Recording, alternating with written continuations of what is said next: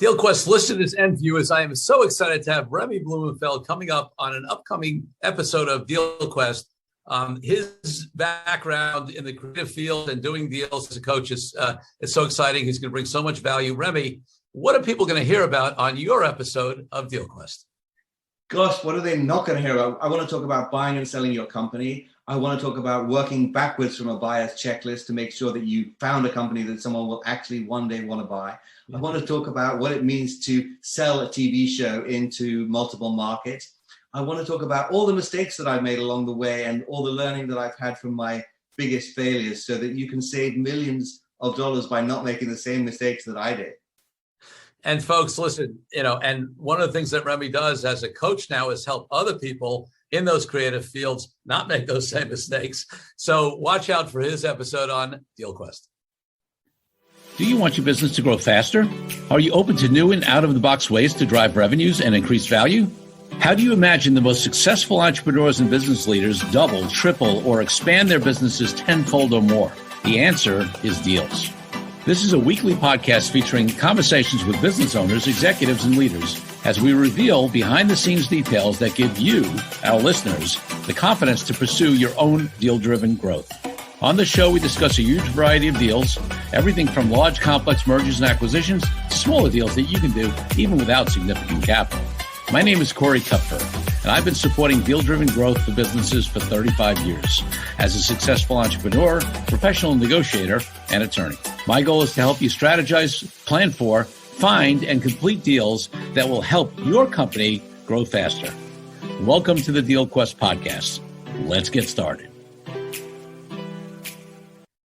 Remy Blumenfeld is one of the world's leading business coaches and advisors. He's contributed more than 50 articles to Forbes and has been listed by the independent newspaper as one of the top 20 most influential LGBTQ people in the United Kingdom.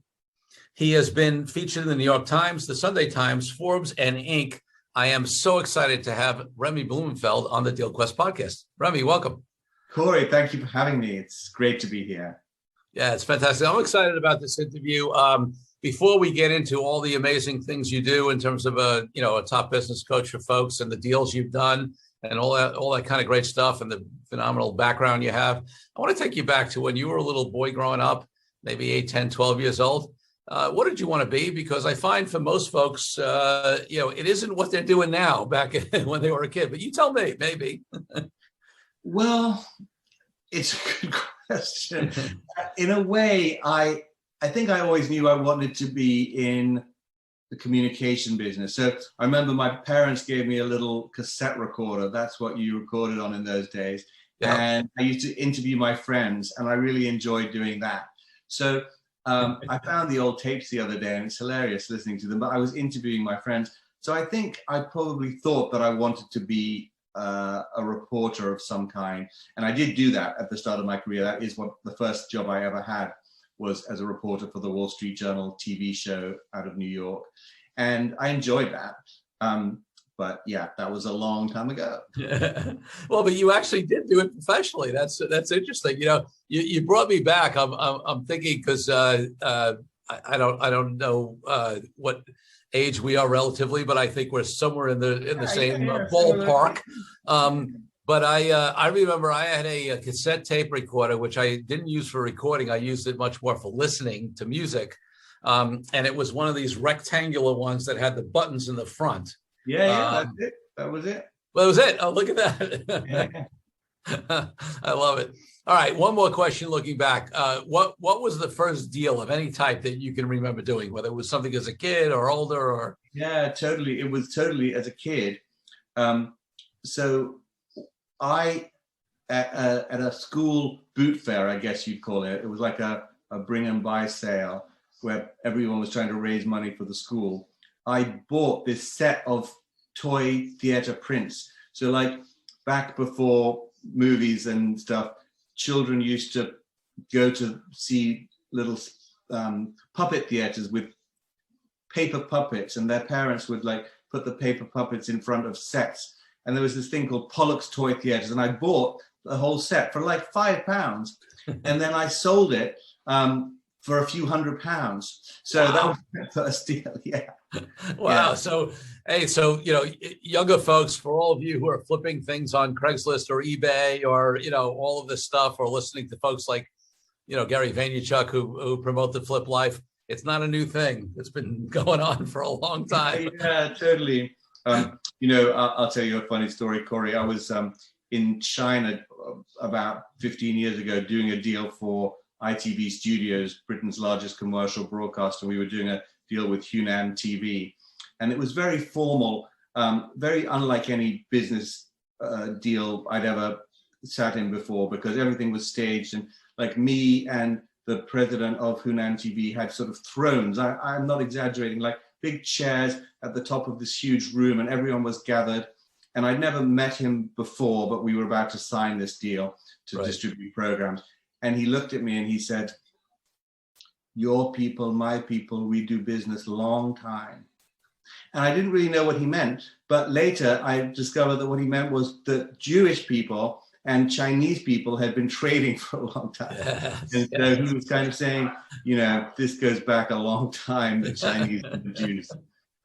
It's interesting for me, and I don't, obviously, any generalization we make about any group, but take it with a grain of salt and whatever.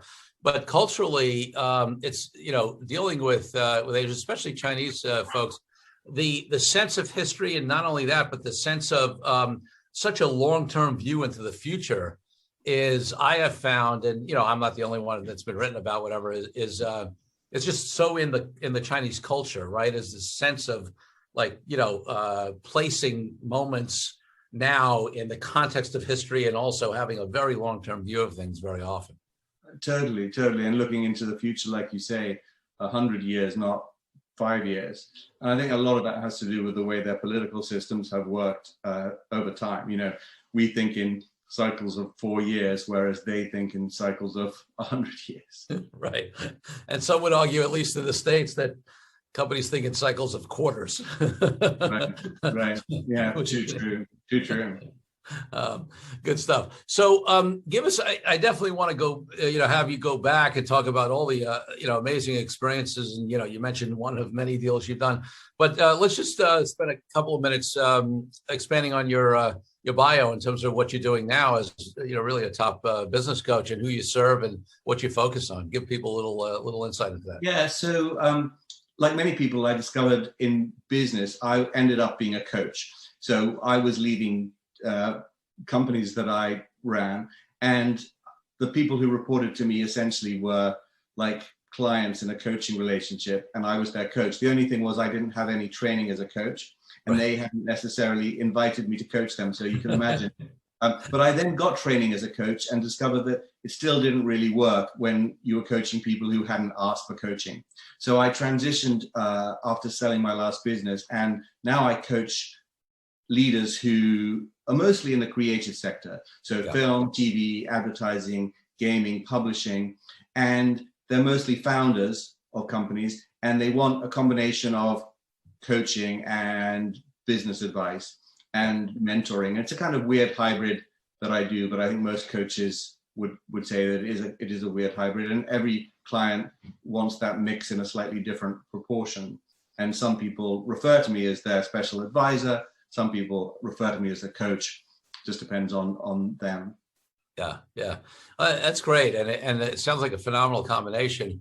And so, you mentioned after you sold your last business, so obviously that was a deal. I know you've done many deals in the space. So let's go back. Whether you want to go backwards or forwards in terms of your your career, I'll let you do that. Yeah, in context and also in the context of deals. I'd love to hear. Well, we'll just zip. So I started my first production company, Corey, out of my bedroom in Brixton, which was a rough part of London. And sure. I started my company because I was out of a job, because the TV channel that I was working for had just been taken off the map.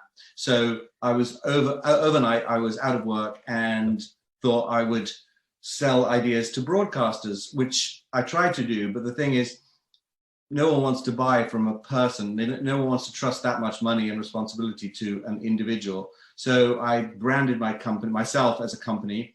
Yeah. And essentially, to begin with, I was just one person out of a room in Brixton. And I was doing what I I now advise other people to do, but I was doing it by accident. So what I was doing was making programs about the area that I lived in and understood and knew best. So I was, a young, gay, Jewish man living in a rough area of London. And so I made programs about the edges of society. Now, luckily for me, the edges of society became the middle. And, a lot of those programs took off. But we made the first Black music show on terrestrial TV in the UK. We made the first Asian pop culture show on the BBC. We made the first gay dating show. And so we did quite well by doing what we knew and understood best. And I think whenever you're selling something, it really helps to be an expert in whatever you're doing. Whatever the product or services is that you're selling, it helps for the buyer to recognize they couldn't be buying it from a better person than you. Like, Nat Geo is a fantastic brand, but you wouldn't go to have your hair cut at Nat Geo. So I think we were just doing what we were trusted to do because we understood it and we loved it, and it came naturally. And that was an organic thing. It happened naturally. And just 10 years after we started that first company, we sold it for a high multiple to Endemol, which was at the time the world's largest global production company. And our company that had started making programs about the edges of society ended up making Big Brother. So it was quite a growth story. So let me ask you a question on that in terms of the exit. I'm making an assumption, you correct me if I'm wrong, but when you started that out of your apartment in Brixton, I don't assume the first thing that you thought of was I'm going to build something to sell it in 10 years necessarily. But at what point, and if I am right about that, at what point did you start thinking about selling it, or was it the kind of thing where you were running it and you got approached, or how did that all come about? Well, I think at a certain point we understood that production companies had a value that we hadn't quite recognized, mainly because that market had not been there when we started our company. We were doing what we loved, and if you do what you love, you don't go wrong. At the same time, we were making our money from selling programs to the UK and to the US and making a production fee on that. So we didn't think at the time we had a company that anyone wanted to buy, but about probably 6 or 7 years into running that company, the independent TV production sector became something that people were interested in investing in, and big companies like Endemol started buying up smaller companies like us. And so naturally at that point, we wanted to sell. And I think, the thing that I always advise people to do, Corey, is to imagine that they're going to sell from day one. Because we did it, suddenly 6 years in, we were thinking, we had to face lots of realities about the value of our business that we had never really thought about before. Like, you're only as valuable as a multiple of your EBITDA. Like, if you don't have the processes in place for a big ocean liner to come on board, they won't buy you. If if you're a very eccentric, strangely run company with weird systems, and it's not an easy fit. So you have to run your small company like it's a big company, and you have to watch the bottom line from day one, because all they're interested in is EBITDA growth line that looks like this. And if you don't have that line, they don't want you. A line like this isn't any good, and a line like this isn't any good, and a line that goes up and then down isn't any good. They only want this line. So you need to create that story in numbers, and you need to create a company that is desirable. There are lots of things. I mean, we basically discovered at 7 or 8 years in what a buyer wants and what their checklist is. And I now work with founders to implement that checklist much earlier on, so that they're basically creating something that other people want to buy without having to do that as a last minute scrabble of dressing the bride, as they say, on the way to the altar, but actually creating something that is of value to other people early on. Yeah, and it's interesting because especially in the earliest stages, there are some competing interests, right? I mean, if people are still figuring out a way to eat off that company, usually they're pulling out as much money as they need, and so obviously it affects what the business looks like, or the classic, putting a lot of expenses through the business, right? Totally. I mean, paying yourself, yeah. I suddenly had to face that reality, Corey, you know too well, which is that, suddenly a salary of $100,000 is actually worth $1 million, because it's worth $1 million a year off your bottom line. And similarly, a taxi, which is $10, is $100. So you really start thinking differently about how you spend money, and that's also something which it's really important for founders to engage with early on, because the sooner you engage with it, the easier it becomes. When you're doing all that at the end, it's like retrofitting a car. It's really awkward. Yeah. And listen, we've certainly had companies where, the accountants come in, the lawyers come in, the business coaches, whatever, come in, and you clean things up and get it ready. And, and it's possible to get a deal done, but it's a lot of work, and it sometimes limits your buyers or affects your timing. Now you gotta, that process can take 6 months or a year, and then you want to have another year or two, couple of years showing results. So now, and maybe the market is hot right now. So now you're going to miss, either miss the opportunity or get a lower valuation. 100%. But I also, what I got to learn firsthand was the psychology of buying a company, because in a way, that's really the most important thing. I mean, it's one of the most important things after the multiple of your EBITDA. It's the most important thing. And I think very often ego gets in the way of people doing the best and shrewdest job. And I'll explain to you what I mean. Like in the creative sector, which I work in, to be able to feel like you have done the best possible job exploiting your rights, taking advantage of every revenue stream that there is across all platforms, is quite important. You wouldn't really feel very proud of yourself if you felt like you had just forgotten to sell to China, or you'd forgotten to sell to digital platforms, or you'd forgotten to do a game. But the psychology of a deal, it's just like buying a house. The buyer wants to feel that they can improve significantly on your company once they buy it. So in a sense, they're more attracted if they think you haven't run the company very well. And so it's much better to play the game of, oh, I totally forgot. Like the analogy I use with people is like, if you're selling a house and the buyer says, oh, have you ever thought about putting rooms in the loft or the basement? And you go, oh, yeah, we thought about that. But, we applied for planning permission and they turned us down 6 times. Right. The buyer's not going to be so excited by the house. Whereas if you go, oh, gee, rooms in the loft, we never thought of that. Right. What a great idea. Yeah. Suddenly they're so much more excited because they think they can do something with the house that you hadn't done. So they want to be smarter than you, and they want to think that they will run the company better than you. And you have to allow them to think that, even if it means that they think you're an idiot.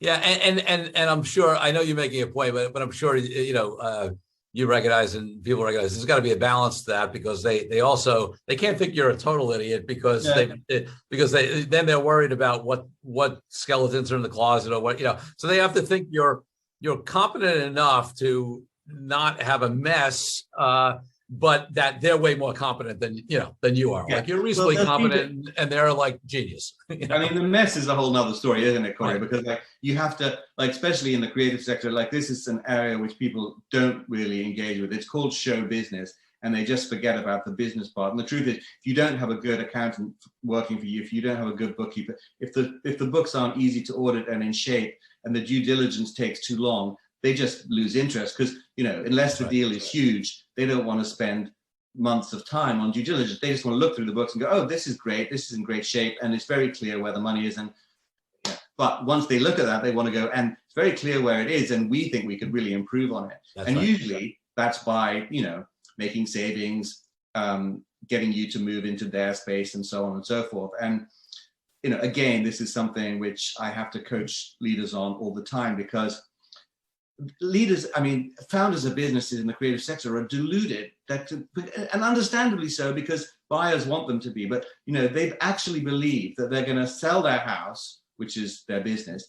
The new buyer is going to just let them live in it and carry on as normal. And basically, they're going to have a few £1 million, but live in their house that they've always lived in, and nothing else is going to change. And I say, look, just forget that. The moment they move in, they're going to tell you they hate your art, they hate your cleaning lady, they hate you. It's not you're not going to be living there happily ever after with a new buyer. It's as short a time as possible. So and the thing is, and I've seen this, obviously this concept applies in any industry and and space, but again, to generalize, in the creative space, right? There is this thought, right, of, I want I don't care about the business stuff. You can run the business stuff because I didn't want to do that anyway. I just want creative control, right? And the buyers will often talk the right game, right? Oh yeah, we love you. That's the reason we want to buy you, because you're so brilliant, and yeah, we'll give you creative control, and yeah, we're just gonna put in some funding, and we're gonna be able to expand your distribution, or we have contacts, or whatever the pitch is. And listen, I mean, there's occasional examples where maybe that was worked out, but yeah, in the far majority of the time, that creative control gets pretty frustrating. 100%. But the good news from my perspective is that I don't have a company to sell now. I'm just coaching people who do, and I now am talking about a whole different ball game when it comes to deals, because the truth is that as a coach, what I'm talking about with clients is the most important deal that they ever will do, which is the contract with themselves. Yes. Because if you don't do that right, nothing else will follow. Who you are, how you lead, what you allow yourself to do, what you don't allow yourself to do, what you promise yourself you will do and follow through on is everything.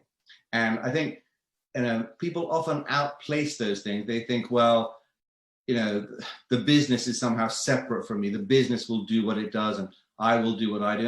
And the two are completely intertwined. And unless you are disciplined about the contract you strike with yourself and stick to it, you're pretty much over. Well, and listen, I mean, that's one of the beautiful things as a coach. And I'm not just saying that because you happen to be my guest today. I've used coaches. I have a coach now. I've had coaches over the years. And one of the main reasons I have a coach is because, yeah, sure, I could make that contract with myself, but who's holding me accountable? Nobody, right? Unless I've got a coach. Or, I mean, I don't have right now. I don't have any business partners. Most of my career, I haven't had business partners, right? Theoretically, your business partner can help with that, but even that's a problem because, first of all, they're not trained to hold you accountable and support you and coach you and advise you in the right way. Second of all, they're an interested party often in those decisions, which creates all kinds of other dynamics. And third of all, sometimes when you're in a partnership, the thing you want to talk about with your coach is the partnership or the partner. Yeah. So even that doesn't work. 100%. And the other thing, which is when you're talking to a friend or a business partner, they have their own stuff. So, and what it is. So it's kind of hard for them to say, you should stick to your plan of working out 3 days a week or whatever it is when they're not working out at all. Or you should really, commit to your growth plan when they have. So it becomes a very a mirroring thing. Whereas really with clients, the thing I'm most passionate about is defining your own success, not by the standards of your business partner or your father or your partner, just your own standard. So getting people to commit to their own goals independent of anybody else, and then holding them accountable to those, not how they relate to my goals. Or I have clients with amazing goals that I would never commit to in areas that I wouldn't dream of committing to, and I can support them and champion them and hold them accountable because I'm not involved. I am just their coach. So I'm not comparing myself to them. They're not looking at me and thinking, well, how is he telling me to run 2 kilometers every morning when he doesn't even get on the treadmill, because it's not relevant. Yeah. And, for me that, in addition to that, I agree with you. I do look at that as a deal, right? A deal amongst, ourselves. And then, the deal you make with your coach to actually allow them to hold you accountable. And, but it also ties very directly for me into other types of deals. So for example, I have talked to many entrepreneurs about even the concept of selling their company, right? And I had many very early, I don't know, it was probably in the first 50 episodes. I don't have the episode with me. But as an example, I had a good client, a friend of mine, David Gersh, on the podcast last year. And he's made a conscious, it may change over time, right? He's in his 50s, right? But, he's had opportunities to sell his company, significant money, and he's chosen not to. And the reason he's chosen not to is a few things. He has some very close friends who sold their business by the way, more money than they'll ever, like they did great financially.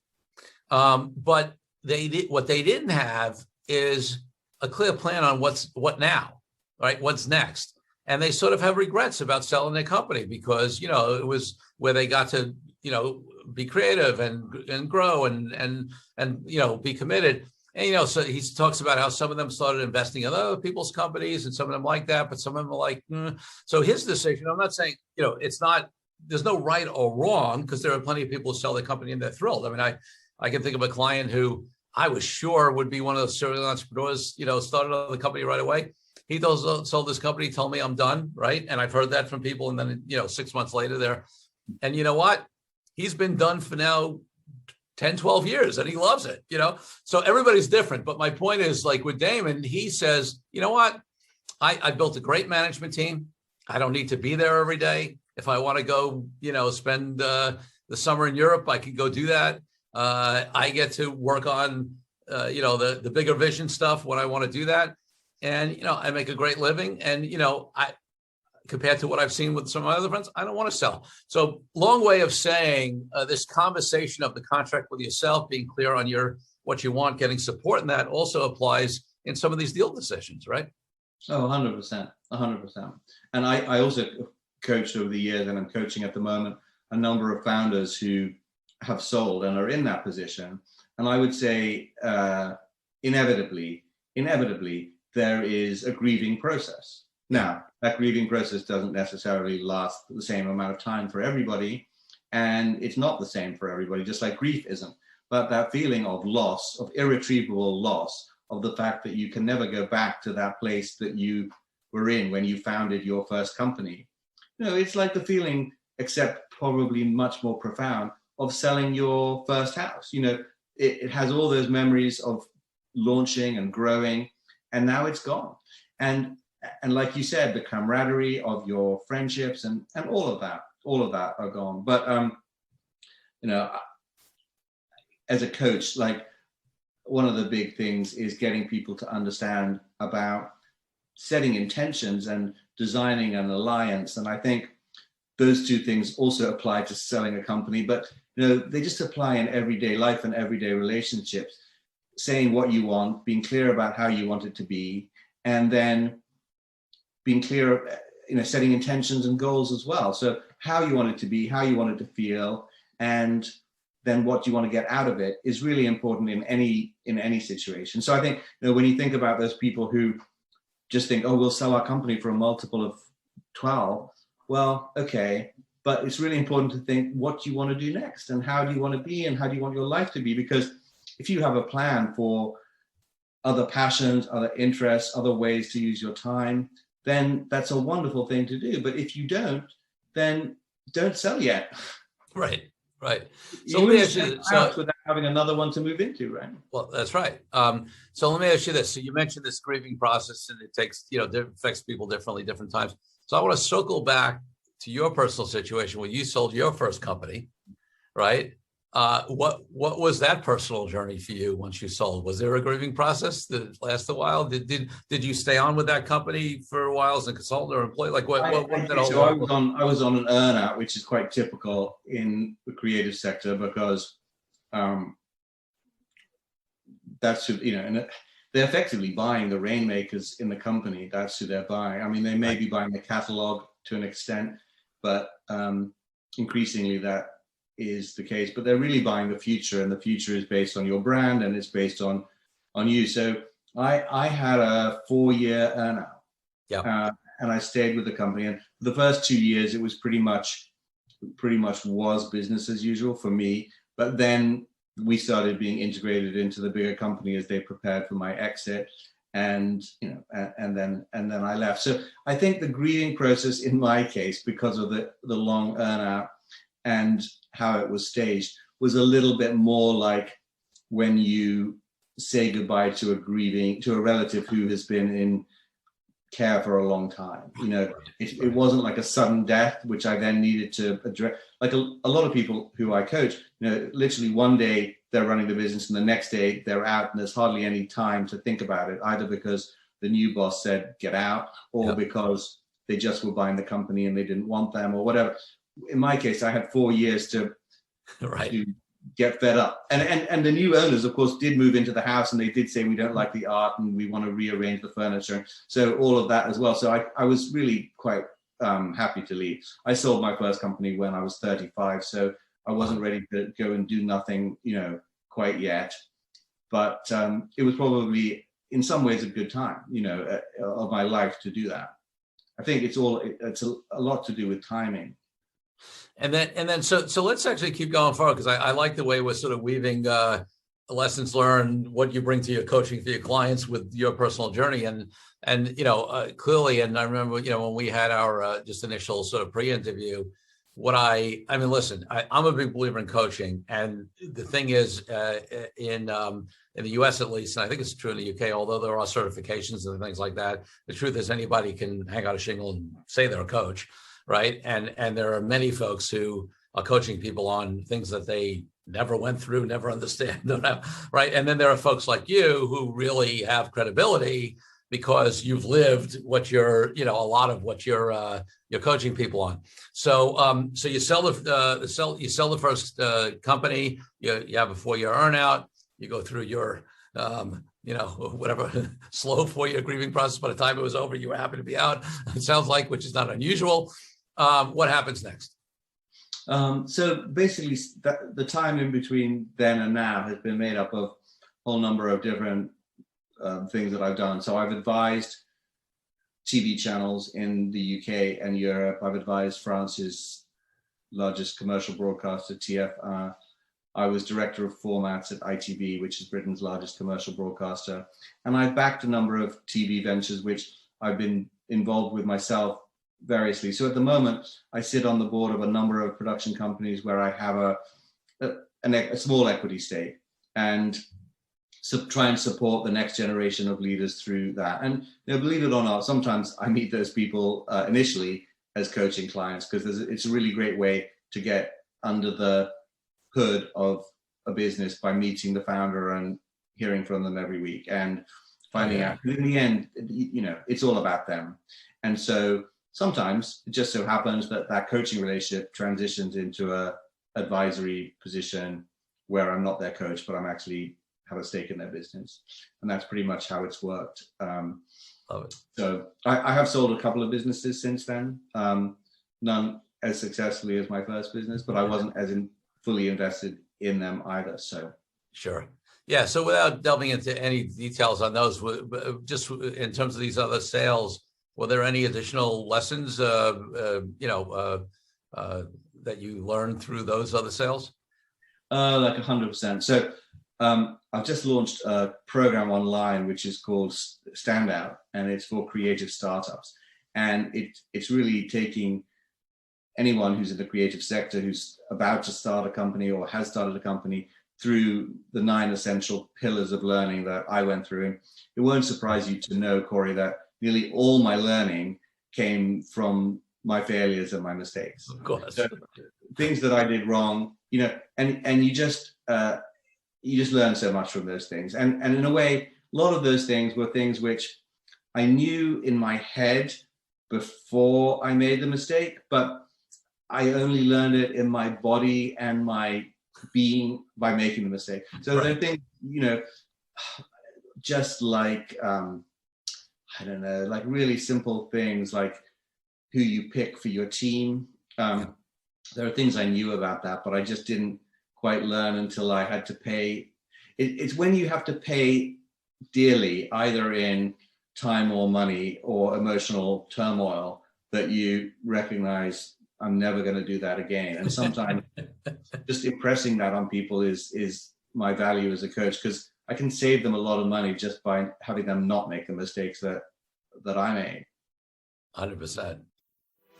Let's take a break from the show for a minute so I can invite you to a new way to determine your deal readiness. I created a fast and easy assessment that will determine exactly how deal ready you are. Once you complete the assessment, I use your responses to identify the obstacles that are holding you back from being a deal-driven growth genius. It's as easy as heading to CoreyKupfer.com/assessment. That's CoreyKupfer.com/assessment and filling out a few multiple choice questions. I'll be checking in after the episode to see what your results are. Now back to the show.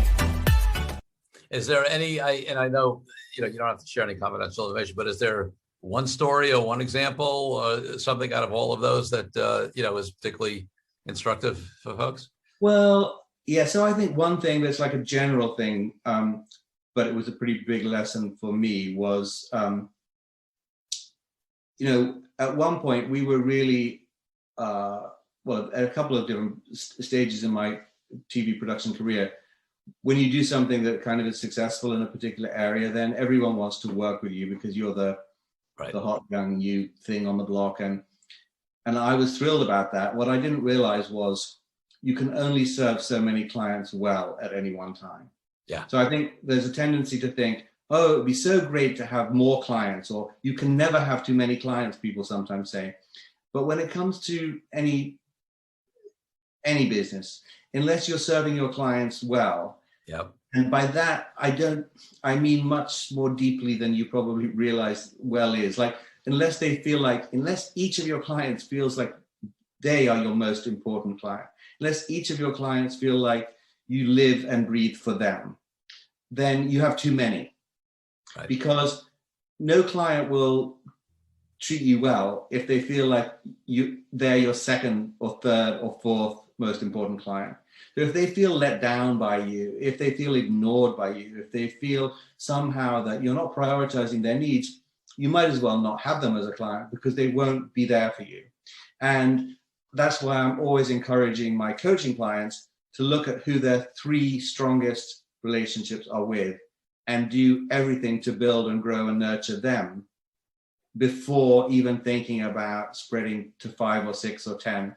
Because when I talk to buyers, and some of my clients are also buyers as well as sellers, and their biggest complaint is people who seem like they're going to be, I always use dating analogies, like they seem like they're going to be husband or wife material, but end up like escorts because they come in and then the next thing they're gone, they're serving someone else's needs. Clients like to have focus and attention.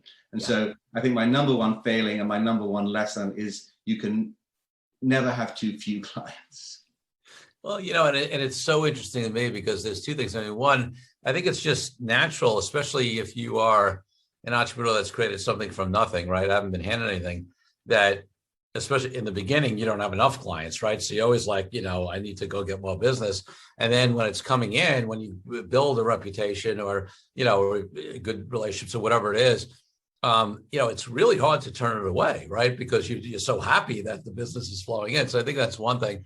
But I also see that in every field where, I can't tell you how many entrepreneurs I've talked to who were like, my business is 4 times the size it was. And you know what? I'm more stressed and not really making that much more money either because my expenses have gone up. My personnel, I got more headaches and people don't take that into account. Now, there are people who really successfully scale and they might be in the types of businesses, it depends upon type of business, right? Cool. Where they can have teams and systems and whatever that service clients. It's less personal, like, you have a limit as a coach or, as a lawyer, unless you build a coaching team or other lawyers that provide that level of service, about doing it. But it depends upon the business. But they still need to feel that whatever level it is that's appropriate for your business, that you care about them and that they're being taken care of, no question.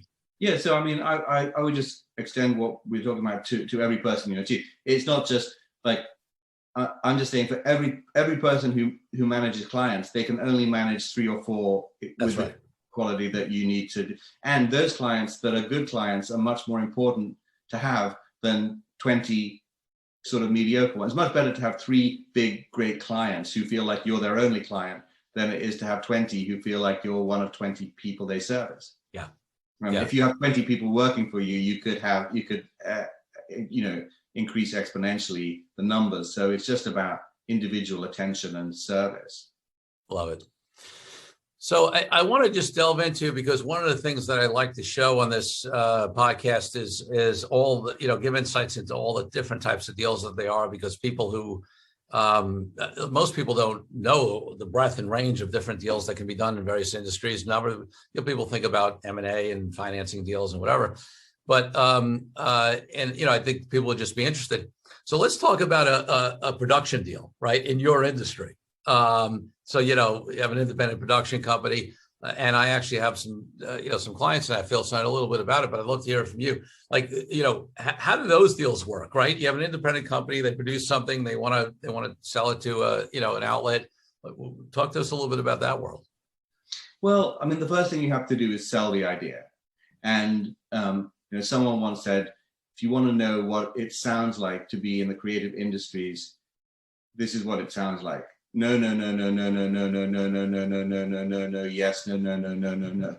So you're basically pitching a lot of shows which people say no to, and you get a yes, and then the production deal itself is quite straightforward. It's usually, around 10 to 12% of the total production spend is a production fee, which goes straight to you as a producer, as profit, and then you get contribution to overhead and so on. But your real, the real opportunity to make money is in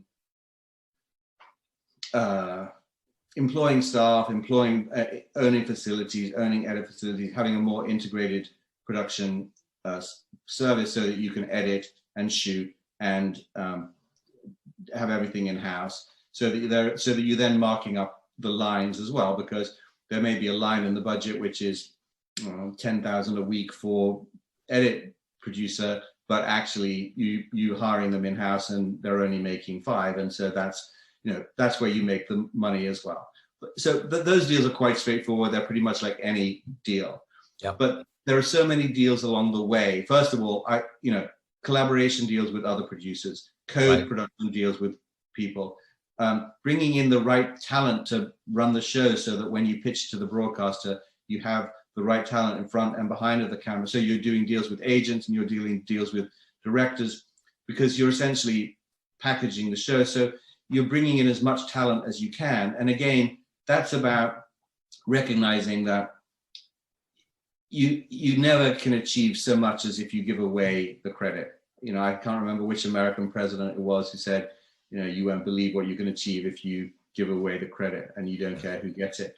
And I think that's really true in TV. It is a world of egos, of course, but the real value is in being able to partner with great people and have them feel ownership.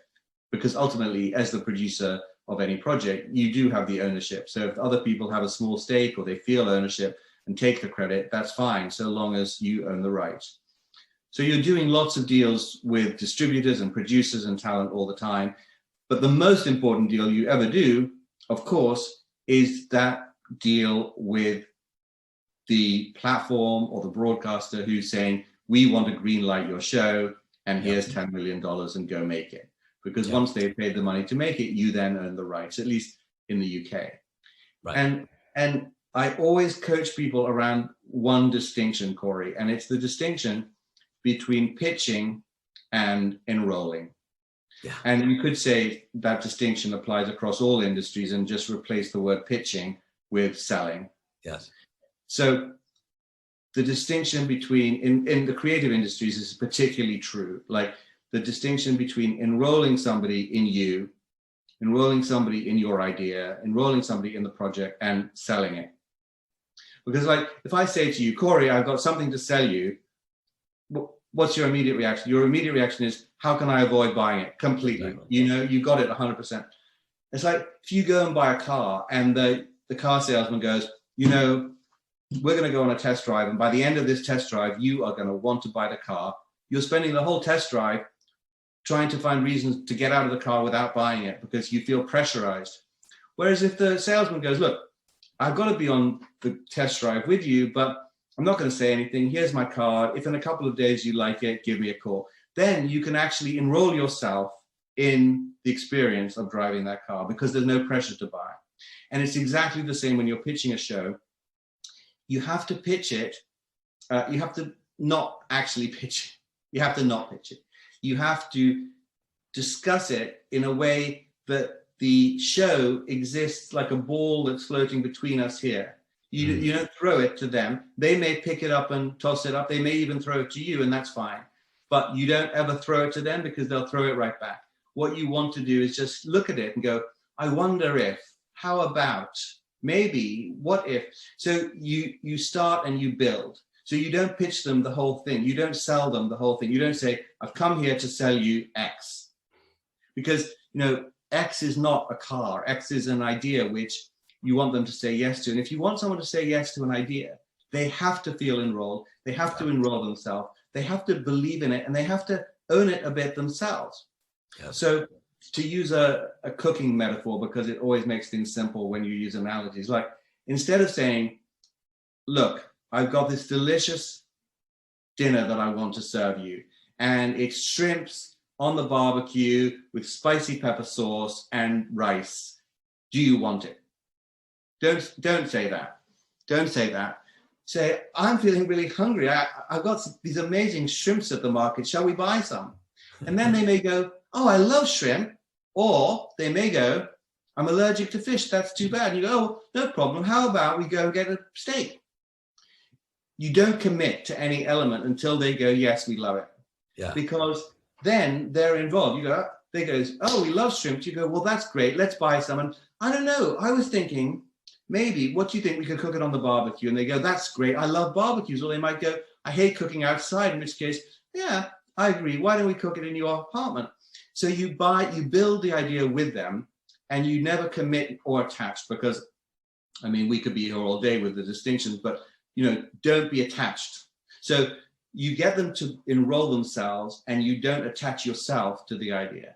So the idea is just floating until they form and shape it. So I never would go into a broadcaster with a treatment, nothing written. I would go into a conversation, talk about it, and then say, oh, that's an amazing idea we've come up with, and it's only been half an hour. Would it be useful if I wrote that up? And they might go, yeah, I'd love that. And make sure you put the bit about the spicy peppers, because I really want them. And you go back and you write it up. Now, it might be that you've already got the idea written up in your bag anyway, but don't pull it out, because they have to feel like they came up with that idea. It's interesting to me, because before you even said, that they say, hey, and put the bit in about the spicy peppers, the thought that came to my mind is, and listen, I do the same thing even when I sit down with a prospective client, right? Most lawyers start talking about themselves, oh, I have this experience and I did this many deals and you should, whatever, right? They don't care, right? But what I want to do is I want to ask a lot of questions, listen to them, co-create something. And then what I'm able to do, and this is not a sales technique or whatever, it's genuine, because I really do care. I really do listen. I really do want to help them achieve their objectives. They basically told me how they want me to pitch them, right? To use a bad word, to enroll them is the better word, right? Because they've told me what's important to them. It's the same process that you're talking about, right? You've had a conversation, and now when you go back to write that treatment or take the one you had in your bag and tweak it and change it, right? You'll basically, have all the information of what they want to see in it, and you're going to give them, and you get to give them what they want, which is brilliant. 100%. And I love that you mentioned that thing about, not going in and talking about yourself, because this is another thing that people tend to do, particularly in any interview situation, which is, after all, a deal too, because you're selling yourself. Yep. And I think a lot of people are under the crazy false impression that a successful interview is an interview where you come away as the interviewer thinking that I, as the interviewee, was brilliant, intelligent, accomplished, successful, whatever it may be that you think you want to be seen as. So in other words, as an interviewee, we tend to imagine that the spotlight is on us and that we need to shine. And what that means is that a lot of people, because they feel a little bit under pressure and they're on stage and they feel like they're being scrutinized, they talk a lot about themselves and what they've done and who they... Now, the truth is, you'd never, ever be called in to an interview for anything unless they thought you could do it. Right. From your CV, you have the relevant experience. So the interview is actually a test of, how do I feel about myself, the interviewer, with you in the room? If I, as an interviewer in the room, feel like, my goodness, with this guy, Corey, I don't know, the time went so quickly and I felt like I was really interesting and he seemed really interested in me. And I just have a feeling that someone like that who can make me feel like this is going to be great on our team. And by the way, wouldn't it be wonderful if he was in our office all day, because he made me feel really good. Right. So rather than thinking, oh my God, this guy Corey is an egomaniac, he never stopped talking about himself. I hope he never comes back, and I'm never going to call him in because he sucks all the oxygen out of the room. So we do that. We suck the oxygen out of the room because we think we should, but actually it's the worst possible thing you can do for an interview. The best possible thing in any interview situation is instead of saying, look, these are the reasons why you, Corey, would be so lucky to have me, Remy, on your team, which is what most people do. Say, I want to tell you why I feel I would be so lucky and so honored to be on your team. Because then I end up telling you about your company, you about yourself, you about all your accomplishments, and then you want to have me. So it's like a mirror. If you look in a mirror and all you see in the mirror is the other person, you really don't want that mirror, because it makes you feel boring, it makes you feel uninteresting, it makes you feel powerless. Whereas if the mirror is actually reflecting back a slightly more powerful, more attractive version of yourself, well, that's a mirror I wouldn't mind looking at. Right. No, that's such good advice, and you're right. I mean, you sort of use the analogy of an interview situation, which is totally perfect. But whether it's a creative, a pitch, quote unquote, or somebody's raising capital from investors, or because again, the investors have looked at your numbers already. They looked at, I mean, it's the same conversation, right? They've looked at your financials. That's the equivalent of the CV. When my clients, prospects have come in to see me, they've looked at my website. They've probably got a referral from somebody. They've listened to my podcast, whatever. They don't need me to tell them who I am. They wouldn't be in there if they didn't know who I am. So yeah, it really is all the same across the board. I think they want you to tell them, Corey, that you see them and uniquely appreciate them. 100%. They are. They want a lawyer who knows their business. 100%, which is why most of what I do is ask them questions about themselves and their business. And frankly, for me, it's not just because I'm aware, and I am aware that that's more effective, but it's actually because I'm genuine. I mean, this is the other key of it, right? The truth is, it's not a tactic. I'm genuinely interested. I'm fascinated by people who are building different businesses.